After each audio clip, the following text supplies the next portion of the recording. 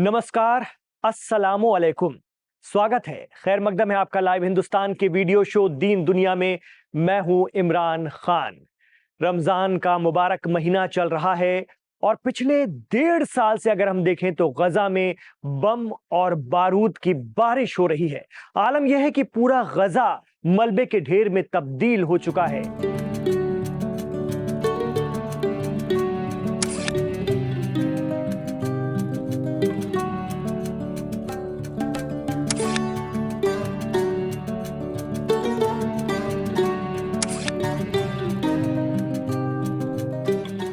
तो गजा में इन तबाहियों के बीच फिर रमजान आया है। गजा के मुसलमानों ने जिन हौसलों से रोजा रखा, ऐसा बिल्कुल नहीं लगा कि इन्हीं के 47,000 से ज्यादा लोगों का कत्ल किया गया है। जब गजा के मलबों को हटाकर गजा के मजलूम रोजेदारों ने इफ्तार सजाया, तो ऐसा बिल्कुल नहीं लगा कि इसी गजा पर 85,000 टन बारूद बरसाए गए। ये वही लोग हैं जब भूख से तड़पते अपने बच्चों के लिए खाने का इंतजाम करने गए तो बम बरस पड़े। दवाओं के लिए अस्पताल गए तो वहां भी बम मिले। पनाह के लिए रिफ्यूजी कैंप गए तो वहां भी हमले हुए। लोगों ने अपने उन प्यारों के जनाजे उठाए जिसके बाद जिंदगी जीना मुहाल हो जाए। लेकिन इन लोगों का अपने खुदा पर भरोसा देखिए कि रमजान आया तो उसी टूटी फूटी इमारतों में रंग रोगन किया, उजाड़ बस्ती में चरागा किया और अल्लाह की इबादत के लिए मुसल्ला बिछा दिया। क्या इस्राइल को इनका ये हौसला नहीं भाता? मीडिया रिपोर्ट्स की माने तो रमजान शुरू होते ही इस्राइल ने गजा में हर किस्म की मदद ले जाने पर रोक लगा दी है और कहा है कि सीज फायर को बढ़ाने के लिए नए समझौते को अगर हमास कबूल नहीं करता तो कड़े नतीजे भुगतने होंगे। वहीं हमास का कहना है कि सीज फायर के दौरान मदद रोकना जंगी जुर्म है। साथ ही हमास ने यह भी कहा है कि हम इस्राइल की शर्तों पर जंगबंदी समझौते को आगे नहीं बढ़ा सकते। तो गजा के लोग इस वक्त इबादतों में मशगूल हैं। गुज़िश्ता रमजान के मुकाबिल ये रमजान थोड़ा सुकून भरा है। लोग खुलकर बाहर निकल पा रहे हैं, साथ बैठकर सहरी और फिर शाम को इफ्तार कर पा रहे हैं। लेकिन दूसरी तरफ उनके मुस्तकबिल को लेकर चल रही बातचीत में इस्राइल की तरफ से फिर अड़ंगेबाजी शुरू हो गई है। ये हम नहीं कहते, मीडिया रिपोर्ट्स बता रही हैं कि इस्राइल और अमेरिका दूसरे दौर की बातचीत में हमास पर दबाव बना रहे हैं कि वो सारे इस्राइली बंधक एक साथ एक बार में आजाद करे। इस पर हमास ने भी कह दिया है कि अगर इस्राइल ऐसा चाहता है तो उसे भी एक बार में पूरा गजा खाली करके हमेशा हमेशा के लिए वहां से हटना होगा।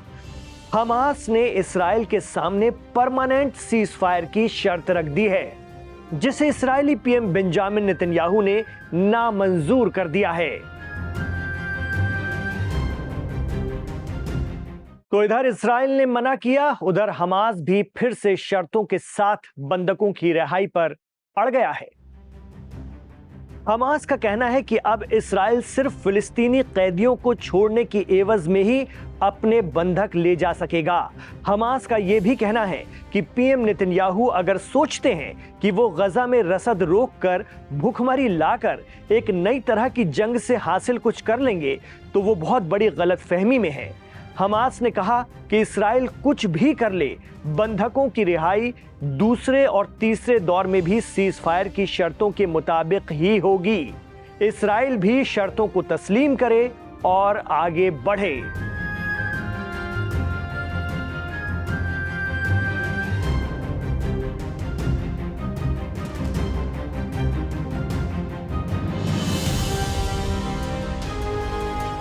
तो इस हिसाब से अगर देखें तो इस्राइल और हमास के दरमियान दूसरे दौर की बातचीत में फिलहाल कोई खास पेशरफ्त नहीं हुई है। लेकिन रमजान में गजा वालों को रसद और खाने पीने की अशिया रोकने के पीएम नेतन्याहू के फैसले की दुनिया भर में मजम्मत या निंदा जरूर हो रही है। हमास ने तो इसे ब्लैकमेलिंग बताया है। कहा जा रहा है कि इसराइल के इस रवैये से बातचीत में दिक्कतें पेश आ सकती हैं, जो इस्राएली बंधकों के लिए भी मुश्किल हो सकता है। इधर इसराइल की राजधानी तेल अवीव में हुकूमत मुखालिफ मुजाहरे या प्रदर्शन भी शुरू हो गए हैं। मुजाहिरीन ने पीएम नेतन्याहू से जंग बंदी समझौते का सही तरह से पालन करने और बाकी बंधकों की रिहाई करवाने की मांग करते हुए दबाव बनाना शुरू कर दिया है। हमास की कैद में इस्राएली बंधकों के घर वालों को डर है कि अगर इसराइल ने जंगबंदी समझौते की खिलाफ वर्जी की तो कहीं हमास की कैद में उनके लोगों की जान खतरे में ना आ जाए। अब देखना होगा कि इस बातचीत में मीडिएटर का किरदार निभा रहे मुल्क इस सिमत में क्या कुछ फार्मूला निकालते हैं जिससे दोनों फरीक मुतमईन हो सकें, संतुष्ट हो सकें। तो अगर हमास या इसराइल में जंग बंदी समझौता टूटा तो फिर एक बहुत बड़ी जंग शुरू हो सकती है। और एक मुल्क ऐसा है जो इस वक्त भी इसराइल पर चढ़ाई करने के लिए पूरी तैयारी कर रहा है।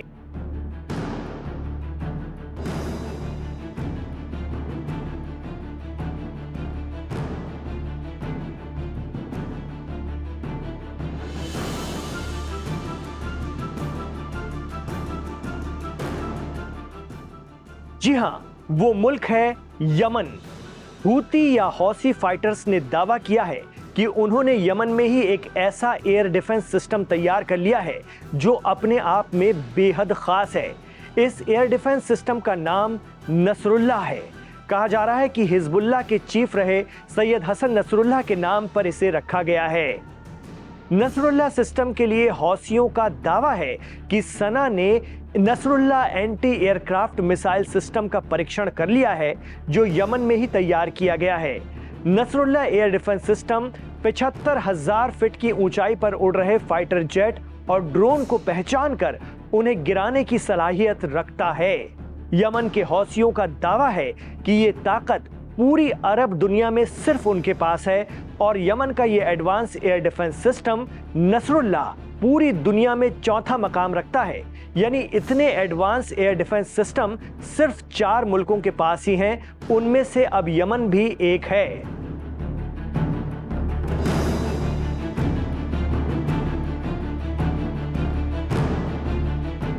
हौसियों का दावा है कि नसरुल्लाह जैसा एयर डिफेंस सिस्टम आ जाने से अब यमन का एयर स्पेस दुश्मनों के लिए नो गो जोन बन जाएगा।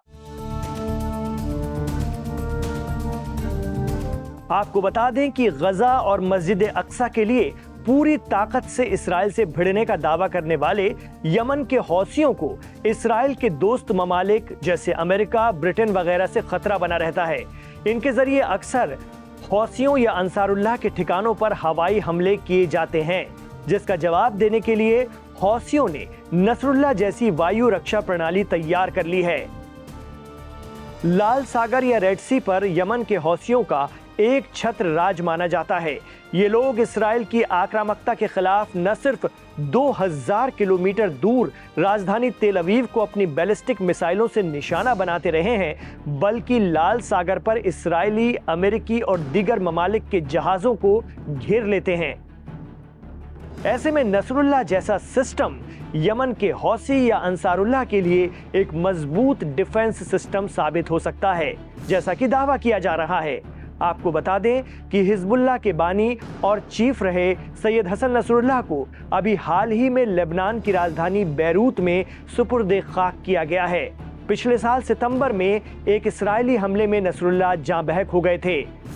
अंसारुल्लाह ने उनके ही नाम पर अपने एडवांस डिफेंस सिस्टम का नाम रखकर उन्हें खिराज तहसीन पेश की है। तो ये था दीन दुनिया का आज का एपिसोड। रमजान के मुबारक महीने में आप हमारा शो दुनिया के किस हिस्से से देख रहे हैं हमें जरूर बताइएगा, और साथ ही कमेंट बॉक्स पर यह भी बताइएगा कि आपके जिस मुल्क में इस वक्त आप रह रहे हैं, हिंदी उर्दू जानते हैं, समझते हैं, और जिस मुल्क से भी आप हमें देख रहे हैं वहां पर किस तरह से रमज़ान का एहतमाम किया जा रहा है, रोज़ों का एहतमाम किया जा रहा है, किस वक्त सहरी होती है, किस तरह से इफ्तार के फ़राइज़ अंजाम दिए जा रहे हैं। तमाम बातें अगर आप हमारे साथ शेयर करेंगे तो बाकी जो दर्शक हैं, हमारे जो नाज़रीन हैं, वो उसे पढ़ेंगे और एक हम लोग फैमिली की तरह जुड़ जाएँगे। बहुत अच्छा लगेगा एक दूसरे के अनुभव, एक दूसरे की बातें सुनना। तो आप मिडल ईस्ट के या दुनिया के जिस भी देश से हमें देख रहे हैं, जिस भी मुल्क से हमें देख रहे हैं, आप हमें ज़रूर बताइए आप हमें कहाँ से देख रहे हैं और इस वक्त वहाँ पर रमज़ान किस तरह से मनाया जा रहा है, किस तरह से लोग रोज़ों का एहतमाम कर रहे हैं। इमरान खान के साथ आखिर तक कनेक्ट रहने के लिए आपका बहुत-बहुत शुक्रिया। अपना ख़्याल रखिएगा, लेकिन आपसे फिर यही गुज़ारिश है, एक तो अपनी दुआओं में हमें याद रखिएगा। जब-जब आप नमाज़ों का एहतमाम कर रहे हैं, तो हमें अपनी दुआओं में याद रखिए। साथ ही हमारे चैनल लाइव हिंदुस्तान को सब्सक्राइब ज़रूर कीजिए और हमारे इस वीडियो को अगर आपको ये पसंद आया है, तो लाइक ज़रूर कर लीजिए, ताकि ये हिंदी और उर्दू जानने वालों के बीच बहुत तेज़ी से दुनिया भर में फैल सके। अपने दोस्तों और रिश्तेदारों में भी इसे शेयर ज़रूर कीजिएगा। अपना ख़्याल रखिएगा, कसरत से अपनी इबादतों को अंजाम दीजिए। इमरान खान के साथ आखिर तक कनेक्ट रहने के लिए बहुत-बहुत शुक्रिया। हमें अपनी दुआओं में याद रखिए।